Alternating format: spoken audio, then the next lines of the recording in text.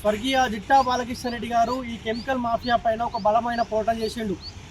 Bharatiya Janata party జిల్లా అధ్యక్షుడిగా పనిచేసిన పివి శ్యాంసుందర్రావు ఈ కెమికల్ మాఫియా పైన పోరాటం చేసిండు. అంతెందుకు స్వయాన ఇప్పుడు కాంగ్రెస్ పార్టీ ఎమ్మెల్యేగా ఉన్న కుమ్మం అనిల్ కుమార్ రెడ్డి గారు కూడా ఇదే ప్రాంతానికి చాలాసార్లు వచ్చి మేము అధికారంలోకి వచ్చిన వెంటనే ఈ కెమికల్ మాఫియా నుంచి విముక్తి తెప్పిస్తామని చెప్పి ఇదే కుమ్మం అనిల్ కుమార్ రెడ్డి చెప్పిండు.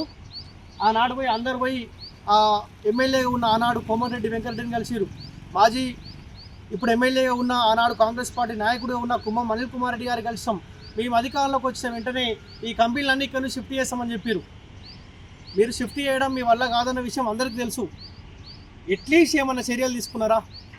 ఈ దోతిగూడెం ఈ చుట్టుపక్కల ప్రాంతాల్లో ఉన్న ప్రజల అవస్థలు అంతా ఇంత కాదు. అందరికీ చర్మ వ్యాధులు, సరిగా తిందామన్నా వాళ్ళ తిండి లోపలికి పోదు. వాళ్ళు తీసుకున్న ఆహారం కూడా కంప్లీట్గా కలుషితమైన ఆహారం. ఈ దుమ్ము కావచ్చు, లేకపోతే ఈ కెమికల్ కంపెనీల నుంచి వచ్చే ఈ వ్యర్థ పదార్థాలు ఏవైతే ఉన్నాయో ఆల్రెడీ ఇక్కడ ఉన్న ఈ భూమి మొత్తం కంప్లీట్గా పొల్యూట్ అయిపోయింది. ఎంత దారుణం అంటే ఇక్కడ అట్లీస్ట్ ఒక బోర్ వేస్తే కూడా కంప్లీట్గా మూసీ వాటర్ తరహాలో వస్తాయి, కలుషితమైన వాటర్ వస్తాయి. వాళ్ళు బయట నుంచి ట్యాంకర్స్ ద్వారా వాళ్ళు స్నానాలు చేసుకోనికి, లేకపోతే వంటలు చేసుకోనికి.